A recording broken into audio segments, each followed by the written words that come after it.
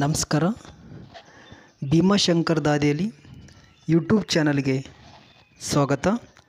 Video ನೋಡೋರು subscribe ಮಾಡಿ ಹಾಗೂ ಲೈಕ್ ಮಾಡ್ರಿ ಅಂತ ಹೇಳುತ್ತಾ, ಈ ದಿನ ಸಾಮಾನ್ಯ ವಿಜ್ಞಾನದ ಪ್ರಶ್ನೋತ್ತರಗಳನ್ನು ನೋಡೋಣ. ಇವು ಹಿಂದೆ ನಡೆದಂಥ ಅನೇಕ ಸ್ಪರ್ಧಾತ್ಮಕ ಪರೀಕ್ಷೆಯಲ್ಲಿ ಕೇಳಿದಂಥ ಸಾಮಾನ್ಯ ವಿಜ್ಞಾನಕ್ಕೆ ಸಂಬಂಧಪಟ್ಟ ಪ್ರಶ್ನೋತ್ತರಗಳನ್ನು ಈ ಒಂದು ವಿಡಿಯೋದಲ್ಲಿ ಈಗ ಚರ್ಚೆ ಮಾಡ್ತಾ ಇದ್ದೇನೆ. ಇವು ಮುಂದೆ ನಡೀತಕ್ಕಂಥ ನಿಗಮ ಮಂಡಳಿಯಲ್ಲಿರ್ತಕ್ಕಂಥ ಪರೀಕ್ಷೆಗಳಾಗಲಿ ಅಥವಾ ಪೊಲೀಸ್ ಪರೀಕ್ಷೆಯಾಗಲಿ ಅಥವಾ ಇತರ ಯಾವುದೇ ಸ್ಪರ್ಧಾತ್ಮಕ ಪರೀಕ್ಷೆಗೂ ಕೂಡ ಸಾಮಾನ್ಯ ಜ್ಞಾನದ ಪ್ರಶ್ನೋತ್ತರಗಳು ಮಿನಿಮಮ್ ಏನಿಲ್ಲ ಅಂದರೂ ಕೂಡ 15ಕ್ಕಿಂತಲೂ ಹೆಚ್ಚಿನ ಪ್ರಶ್ನೆಗಳು ಸಾಮಾನ್ಯ ಜ್ಞಾನ ಪತ್ರಿಕೆಯಲ್ಲಿ ಬರ್ತಕ್ಕಂಥದ್ದು. ಹಾಗಾಗಿ ಈ ವಿಜ್ಞಾನದ ಪ್ರಶ್ನೋತ್ತರಗಳು ಬಹಳ ಮಹತ್ವದಂತ ಹೇಳುತ್ತಾ ಈಗ ಒಂದೊಂದಾಗಿ ಪ್ರಶ್ನೋತ್ತರಗಳನ್ನು ನೋಡೋಣ. ಮೊದಲ ಪ್ರಶ್ನೆ, ಲುಕುಮಿಯಾ ಕಾಯಿಲೆಯು ಯಾವುದಕ್ಕೆ ಸಂಬಂಧಿಸಿದೆ? ಲುಕುಮಿಯಾ ಕಾಯಿಲೆಯು ಯಾವುದಕ್ಕೆ ಸಂಬಂಧಿಸಿದೆ? ರಕ್ತ, ಹೃದಯ, ಜಠರ, ಚರ್ಮ? ರಕ್ತ ಸರಿಯಾದ ಉತ್ತರ.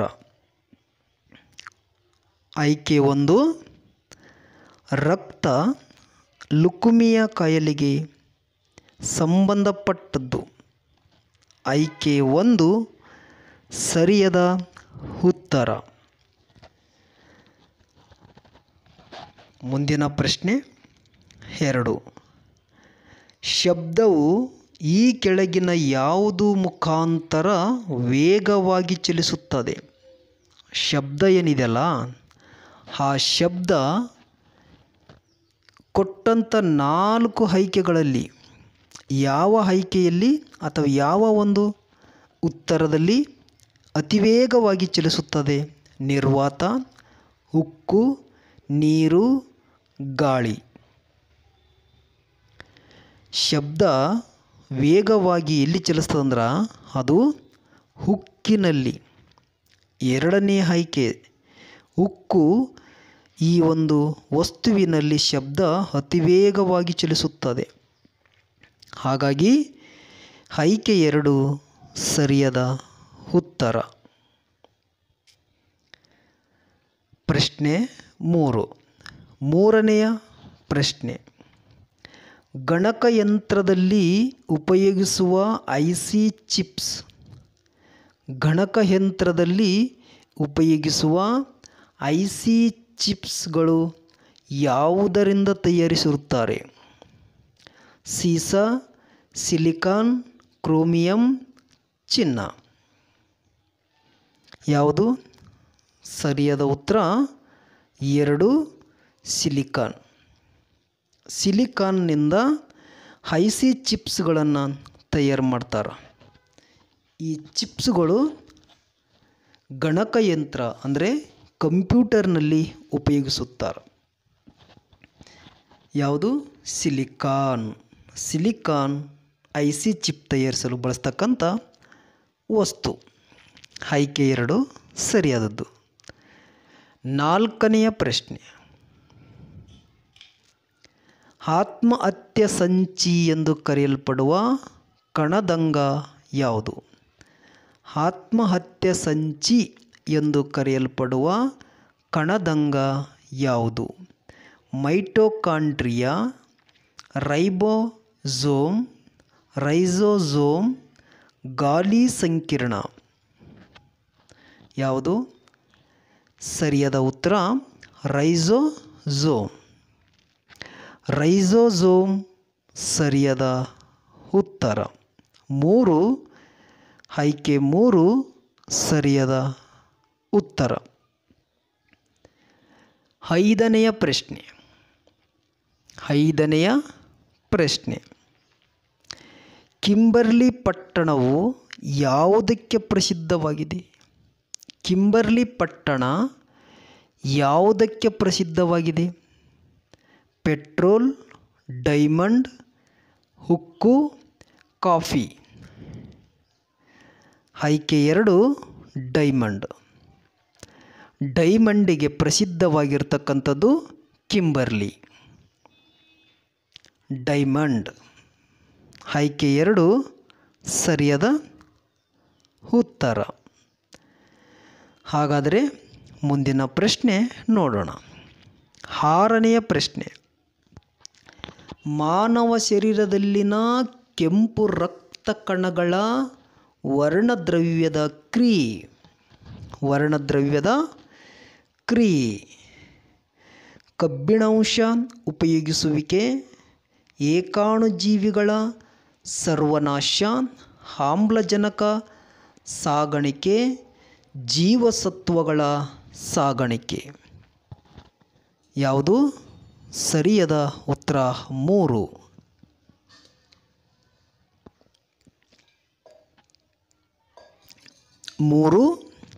ಸರಿಯಾದ ಉತ್ತರ. ಆಮ್ಲಜನಕ ಸಾಗಾಣಿಕೆಯ ಕೆಲಸ ಈ ಕೆಂಪು ರಕ್ತ ಕಣಗಳಿಂದಾಗುತ್ತದೆ. ಹಾಗಾಗಿ ಆಯ್ಕೆ 3 ಸೂಕ್ತ ಸರಿಯಾದ ಉತ್ತರ. ಮುಂದಿನ ಪ್ರಶ್ನೆ ನೋಡೋಣ. ಮುಂದಿನ ಪ್ರಶ್ನೆ 7ನೇದ್ದು. ವಿಷಕಾರಿಯಲ್ಲದ ಲೋಹವನ್ನು ಗುರುತಿಸಿ. ಯಾವುದು ವಿಷಕಾರಿಯಲ್ಲ? ಕ್ಯಾಡ್ಮಿಯಂ, ಕ್ರೋಮಿಯಂ, ಕೋಬಾಲ್ಟ್, ಚಿನ್ನ. ಯಾವುದು ವಿಷಕಾರಿಯಲ್ಲದ್ದು? ಚಿನ್ನ. ಚಿನ್ನ ವಿಷಕಾರಿಯಲ್ಲ. ಹಾಗಾಗಿ ಆಯ್ಕೆ 4 ಸರಿಯಾಗಿದೆ. ಮೇಲಿನ 3 ವಿಷಕಾರಿಗಳು, ಆದರೆ ಚಿನ್ನ ವಿಷಕಾರಿ ಅಲ್ಲ.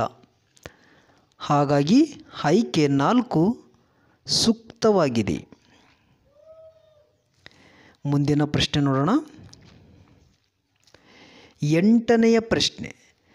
ಹತ್ತಿ ಬೆಳೆಯಲು ಸೂಕ್ತವಾದದ್ದು ಯಾವುದು? ಹತ್ತಿ ಬೆಳೆಗೆ ಸೂಕ್ತವಾದದ್ದು ಯಾವುದು? ಅಂದರೆ ಇಲ್ಲಿ 4 ಮಣ್ಣುಗಳನ್ನು ಆಯ್ಕೆಗಳಲ್ಲಿ ಕೊಡಲಾಗಿದೆ. ಆ 4ರಲ್ಲಿ ಒಂದು ಮಾತ್ರ ಯಾವುದು ಹತ್ತಿ ಬೆಳೆಗೆ ಸೂಕ್ತವಾಗಿದೆ? ರೇಹು ಮಣ್ಣು, ಚೌಳು ಮಣ್ಣು, ಮರಳುಯುಕ್ತ ಮಣ್ಣು, ಕಪ್ಪು ಮಣ್ಣು. ಹತ್ತಿ ಬೆಳೆಗೆ ಸೂಕ್ತವಾದ ಮಣ್ಣು ಕಪ್ಪು ಮಣ್ಣು. ಕಪ್ಪು ಮಣ್ಣು ಹತ್ತಿ ಬೆಳೆಗೆ ಸೂಕ್ತವಾಗಿದೆ. ಆಯ್ಕೆ 4 ಸರಿಯಾದ ಉತ್ತರ. 9ನೆಯ ಪ್ರಶ್ನೆ. 9ನೆಯ ಪ್ರಶ್ನೆ. ಭಾರತದಲ್ಲಿರುವ ಜೀವಭೌಗೋಳಿಕ ಸಂಖ್ಯೆಗಳು ಎಷ್ಟು? 4, 6, 8, 10. ಸರಿಯಾದ ಉತ್ತರ 4ನೆಯ ಆಯ್ಕೆ 10. 10 ಜೀವಭೌಗೋಳಿಕ ವಲಯಗಳನ್ನು ಭಾರತ ಹೊಂದಿದೆ. 10 ಜೀವಭೌಗೋಳಿಕ ವಲಯಗಳನ್ನು ಭಾರತ ಹೊಂದಿದೆ. ಆಯ್ಕೆ 4 ಸರಿಯಾಗಿದೆ. 10ನೆಯ ಪ್ರಶ್ನೆ. 10ನೆಯ ಪ್ರಶ್ನೆ. ವಿಶ್ವ ಜಲ ದಿನವನ್ನು ಆಚರಿಸಲಾಗುವ ದಿನ. ವಿಶ್ವ ಜಲ ದಿನವನ್ನು ಆಚರಿಸಲಾಗುವ ದಿನ ಯಾವುದು? March 21, March 22, March 23, March 24. ಸರಿಯಾದ ಉತ್ತರ ಮಾರ್ಚ್ 22. ಮಾರ್ಚ್ 22 ವಿಶ್ವ ಜಲ ದಿನವನ್ನಾಗಿ ಆಚರಿಸುತ್ತಾರೆ. ಆಯ್ಕೆ 2 ಸರಿಯಾದದ್ದು. 11ನೆಯ ಪ್ರಶ್ನೆ. ಪ್ರಪಂಚದಲ್ಲಿ ಅತಿದೊಡ್ಡ ಜೀವಂತ ಪ್ರಾಣಿ ಯಾವುದು? ಆಫ್ರಿಕಾದ ಆನೆ, ನೀಲಿ ತಿಮಿಂಗಿಲ, ಡೈನೋಸಾರ ಆಫ್ರಿಕಾದ ಗೆಂಡಮೃಗ. ಆಫ್ರಿಕಾದ ಆಯ್ಕೆ 2 ನೀಲಿ ತಿಮಿಂಗಿಲ. ಪ್ರಪಂಚದಲ್ಲಿ ದೊಡ್ಡ ಜೀವಂತ ಪ್ರಾಣಿ ಯಾವುದು ಅಂದರೆ ನೀಲಿ ತಿಮಿಂಗಿಲ.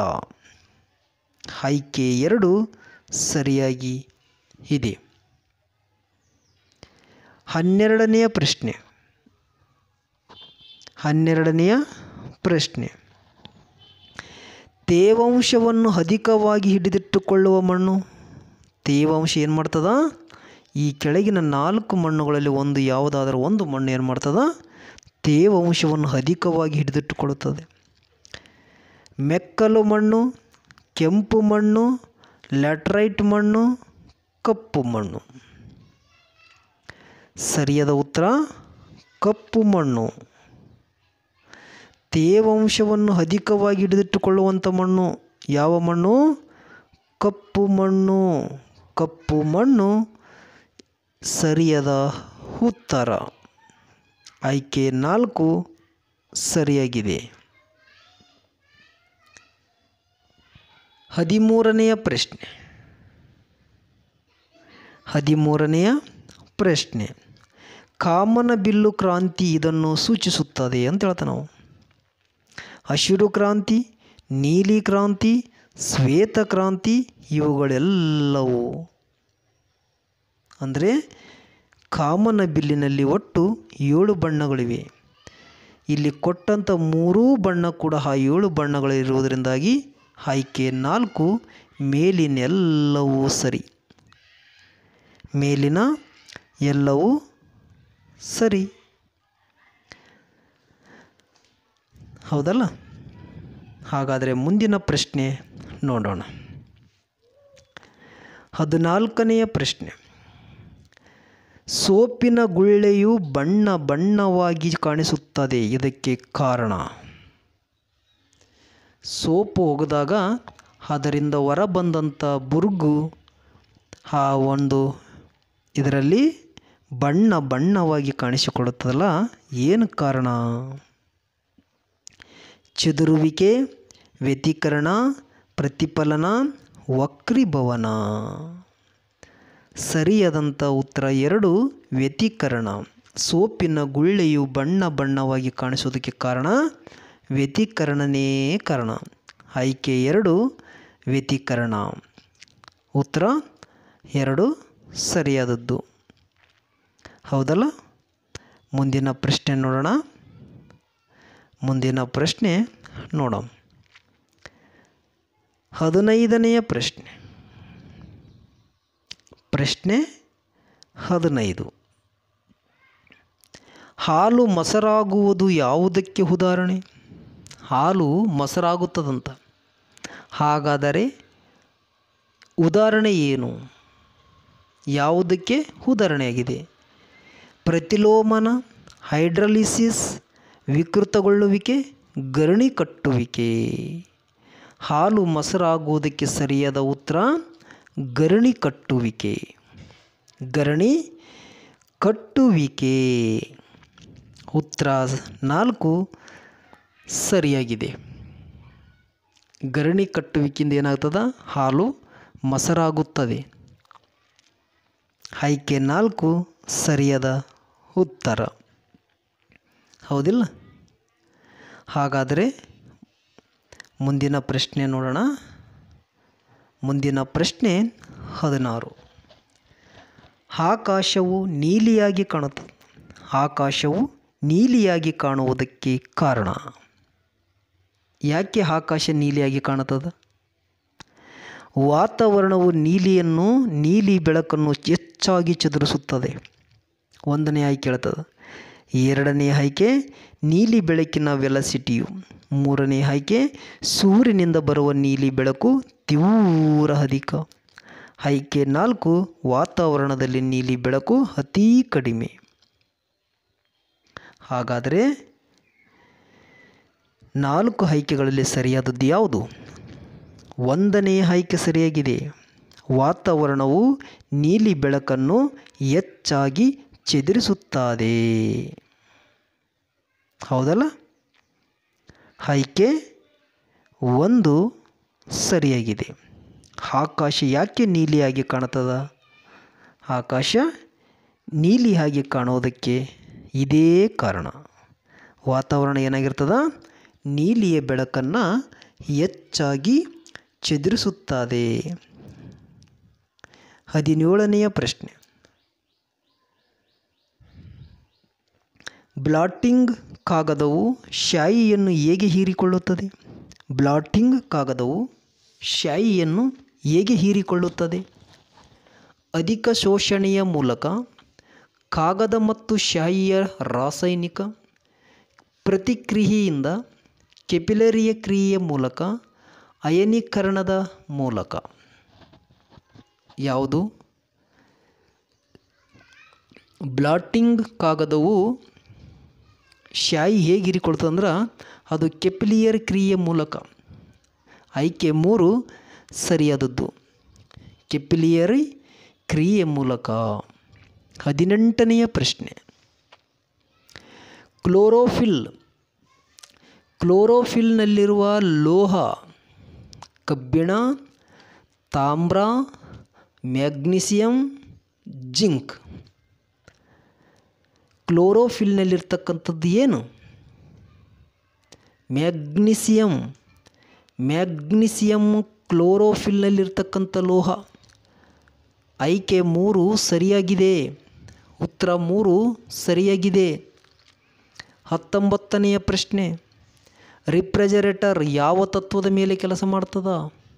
ರಿಫ್ರೆಜರೇಟರ್ ಯಾವ ತತ್ವದ ಮೇಲೆ ಕೆಲಸ ಮಾಡುತ್ತದೆ? ಉಷ್ಣಬಲ ಕ್ರಿಯೆಯ ಶಾಸ್ತ್ರದ 1ನೆಯ ನಿಯಮ, ಉಷ್ಣಬಲ ಕ್ರಿಯಾಶಾಸ್ತ್ರದ 2ನೆಯ ನಿಯಮ, ಚೌಲ್ಸನ ನಿಯಮದಂತೆ, ಕೊಲಂಬನ ನಿಯಮದಂತೆ. ಯಾವುದು? ಆಯ್ಕೆ 2 ಉಷ್ಣಬಲ ಕ್ರಿಯಾಶಾಸ್ತ್ರದ 2ನೆಯ ನಿಯಮ. ಇದರ ಮುಖಾಂತರ ಏನು ಮಾಡ್ತದ? ರೆಫ್ರೆಜರೇಟರ್ ಕೆಲಸ ಮಾಡುತ್ತದೆ. ಆಯ್ಕೆ 2 ಸರಿಯಾದ ಉತ್ತರ. ಹೌದಿಲ್ಲ? ಹಾಗಾದರೆ ಮುಂದಿನ ಪ್ರಶ್ನೆ ನೋಡೋಣ. ಮುಂದಿನ ಪ್ರಶ್ನೆ ನೋಡೋಣ. 20ನೆಯ ಪ್ರಶ್ನೆ. 20ನೆಯ ಪ್ರಶ್ನೆ. ಗುಡುಗು ಬಿರುಗಾಳಿ ರೂಪುಗೊಳ್ಳುವಲ್ಲಿ ಬಹುಮುಖ್ಯವಾದ ಅಂಶ. ಈ ಗುಡುಗು ಬಿರುಗಾಳಿಯನ್ನು ಬರ್ತದಲ್ಲ, ಆಗ ಅತಿ ಮುಖ್ಯವಾಗಿರ್ತಕ್ಕಂಥದ್ದು ಏನು? ಆ ಒಂದು ಗುಡುಗು ಬಿರುಗಾಳಿಗೆ ಅಂದರೆ ನೋಡೋಣ. ವಾತಾವರಣದ ಸ್ಥಿರತೆ, ಉಷ್ಣಾಂಶದ ಪ್ರತಿಲೋಮನ, ಕೆಳಗಿನ ಸ್ತರಗಳಲ್ಲಿ ಸಮೃದ್ಧವಾದ ತೇವಾಂಶ, ವಾತಾವರಣದ ಅಸ್ಥಿರತೆ. ಸರಿಯಾದ ಉತ್ತರ 4 ವಾತಾವರಣದ ಅಸ್ಥಿರತೆಯೇ ಕಾರಣ. ಎದಕ್ಕೆ? ಗುಡುಗು ಬಿರುಗಾಳಿಗೆ ಕಾರಣ ಮುಖ್ಯವಾದ ಅಂಶ ಯಾವುದು ಅಂದರೆ ಆಯ್ಕೆ 4 ವಾತಾವರಣದ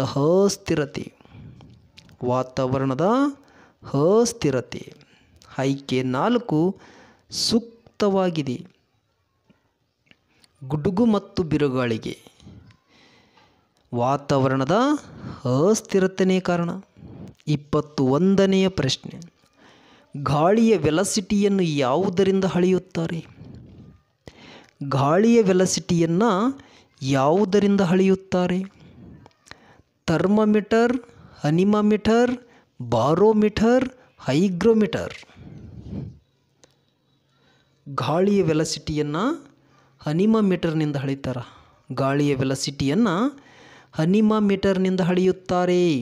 ಹಾಗಾಗಿ ಸರಿಯಾದ ಉತ್ತರ 2 ಅನಿಮಾಮೀಟರ್ ಗಾಳಿಯ ವೆಲಾಸಿಟಿಯನ್ನು ಅಳೆಯುತ್ತದೆ. 22ನೆಯ ಪ್ರಶ್ನೆ. ಉಪ್ಪಿನ ರಾಸಾಯನಿಕ ಹೆಸರು. Potassium chloride, sodium chloride, calcium chloride, sodium bromide. ಸರಿಯಾದಂಥ ಉತ್ತರ ಯಾವುದು? ಸೋಡಿಯಂ ಬ್ರೋಮೈಡ್ ಉಪ್ಪಿನ ರಾಸಾಯನಿಕ ಹೆಸರು. ಉಪ್ಪಿನ ರಾಸಾಯನಿಕ ಹೆಸರು ಯಾವುದು? Sodium bromide. ಆಯ್ಕೆ 4 ಸರಿಯಾಗಿದೆ. 23ನೆಯ ಪ್ರಶ್ನೆ. ಯಾವ ಹಕ್ಕಿ ಹಾರುವುದಿಲ್ಲ? ಯಾವ ಹಕ್ಕಿ ಹಾರುವುದಿಲ್ಲ? ಆಸ್ಟ್ರಿಚ್, ಕೋಳಿಮರಿ, ಪಾರಿವಾಳ, ಗುಬ್ಬಚ್ಚಿ. ಸರಿಯಾದ ಆಯ್ಕೆ ಆಸ್ಟ್ರಿಚ್. ಆಸ್ಟ್ರಿಚ್ ಇದು ಹಕ್ಕಿ ಹಾರುವುದಿಲ್ಲ. ಆಸ್ಟ್ರಿಚ್ ಸರಿಯಾದ ಉತ್ತರ. ಕೋಳಿಮರಿ, ಪಾರಿವಾಳ, ಗುಬ್ಬಚ್ಚಿ ಇವು ಹಾರದ ಹಕ್ಕಿಗಳು. ಹಾಗಾಗಿ 1ನೆಯ ಆಯ್ಕೆ ಸರಿಯಾಗಿದೆ. 24ನೆಯ ಪ್ರಶ್ನೆ. ಒಂಟೆಯ ಡುಬ್ಬದಲ್ಲಿ ಏನಿದೆ? ಪ್ರಶ್ನೆ ನೋಡಿ ಹೆಂಗಿದೆ. ಒಂಟೆಯ ಡುಬ್ಬದಲ್ಲಿ ಏನಿದೆ? ನೀರು ಇರುವುದಿಲ್ಲ, ಕೊಬ್ಬು ಇರುತ್ತದೆ, 2 ಲೀಟರ್ ನೀರಿರುತ್ತದೆ, 4 ಲೀಟರ್ ನೀರಿರುತ್ತದೆ. ಸರಿಯಾದ ಆಯ್ಕೆ ಕೊಬ್ಬು ಇರುತ್ತದೆ. ಕೊಬ್ಬು ಒಂಟೆಯ ಡುಬ್ಬದಲ್ಲಿ ಏನಿದೆ ಅಂದರೆ ಕೊಬ್ಬು ಇದೆ, ಕೊಬ್ಬು ಇರುತ್ತದೆ. ಹಾಗಾಗಿ ಆಯ್ಕೆ 2 ಸರಿಯಾದ ಉತ್ತರ. 2ನೇ ಆಯ್ಕೆ ಸರಿಯಾಗಿ ಇದೆ. ಹಾಗಾಗಿ ಕೊಬ್ಬು ಒಂಟೆಯ ಡುಬ್ಬದಲ್ಲಿ ಇದೆ. ಹೌದಿಲ್ಲ? ಹಾಗಾದರೆ ಮುಂದಿನ ಪ್ರಶ್ನೆ ನೋಡೋಣ. ಮುಂದೆ ಬರ್ತಕ್ಕಂಥದ್ದು 25ನೆಯ ಪ್ರಶ್ನೆ. ಅದು ಈ ವಿಡಿಯೋದಲ್ಲಿ ಬರ್ತಕ್ಕಂಥ ಕೊನೆಯ ಪ್ರಶ್ನೆ. ಇವು ಅತಿ ಮಹತ್ವದ 25 ಪ್ರಶ್ನೆಗಳನ್ನು ಮತ್ತು ಭಾಳಷ್ಟು ಬಾರಿ ಪರೀಕ್ಷೆಗಳಿಗೆ ಬಂದಂಥ ಪ್ರಶ್ನೆಗಳನ್ನು ಈ ವಿಡಿಯೋದಲ್ಲಿ ತಂದಿದ್ದೇನೆ. ಹಾಗಾಗಿ ಈ ವಿಡಿಯೋ ಹಾಗೇ ಮುಂದುವರಿತಾ ಇದೆ. ಈಗ ಈ ಒಂದು ವಿಡಿಯೋದಲ್ಲಿ ಕೇವಲ 25 ಪ್ರಶ್ನೆಗಳನ್ನು ತಗೊಂಡಿದ್ದೇನೆ. ಮುಂದಿನ ಮತ್ತೆ ಸಾಮಾನ್ಯ ವಿಜ್ಞಾನದಲ್ಲಿ ಮಹತ್ವದ ವಿಜ್ಞಾನದ ಪ್ರಶ್ನೋತ್ತರಗಳನ್ನು ತಗೊಂಡು ಬರ್ತೇನೆ. ಈಗ ಈ ವಿಡಿಯೋದಲ್ಲಿ ಇರತಕ್ಕಂಥ ಕೊನೆಯ ಪ್ರಶ್ನೆ ಇದು. ಎಲೆಗಳ ಹಸಿರು ವರ್ಣದಲ್ಲಿರುವ ಲೋಹ ಯಾವುದು? ಮ್ಯಾಗ್ನೀಸಿಯಂ, ಮ್ಯಾಂಗನೀಸ್, ಮ್ಯಾಗ್ನೀಸಿಯಂ, ಸತುವು, ತಾಮ್ರ. ಎಲೆ ಹಸಿರಾಗಿರಲು ಏನು ಕಾರಣ ಅಂತ ಏನಿರುತ್ತದೆ ಅದರಲ್ಲಿ? ಮ್ಯಾಗ್ನೀಸಿಯಂ ಇರೋದರಿಂದಾಗಿ ಎಲೆಗಳು ಹಸಿರಾಗಿ ಕಾಣುತ್ತವೆ. ಹಾಗಾಗಿ ಆಯ್ಕೆ 2 ಸರಿಯಾದ ಆಯ್ಕೆ. ಉತ್ತರ 2 ಸರಿಯಾಗಿದೆ. ಎಲೆಗಳು ಹಸಿರಾಗಿರೋದಕ್ಕೆ ಕಾರಣ ಮ್ಯಾಗ್ನೀಸಿಯಂ. ಆಯ್ಕೆ 2 ಸೂಕ್ತವಾಗಿದೆ. ಇವು ಇಲ್ಲಿವರೆಗೆ ನೋಡಿರ್ತಕ್ಕಂಥ ಸಾಮಾನ್ಯ ವಿಜ್ಞಾನದ ಪ್ರಶ್ನೋತ್ತರಗಳು. ಇವು ಮುಂದೆ ನಡೀತಕ್ಕಂಥ ಸ್ಪರ್ಧಾತ್ಮಕ ಪರೀಕ್ಷೆಗೆ ಭಾಳ ಉಪಯುಕ್ತವಾಗಲಿವೆ ಅಂತ ಹೇಳುತ್ತಾ ಈಗ ವಿಡಿಯೋ ಮುಗಿಸುವಂಥ ಸಮಯ. ಯಾರು ವಿಡಿಯೋ ನೋಡ್ತಾ ಇದ್ದೀರಿ ಅವರು ಸಬ್ಸ್ಕ್ರೈಬ್ ಮಾಡಿ ಹಾಗೂ ಲೈಕ್ ಮಾಡ್ರಿ ಅಂತ ಹೇಳುತ್ತಾ ಈ ವಿಡಿಯೋವನ್ನು ಇಲ್ಲಿಗೆ ಮುಗಿಸ್ತಾ ಇದ್ದೇನೆ. ಧನ್ಯವಾದಗಳು.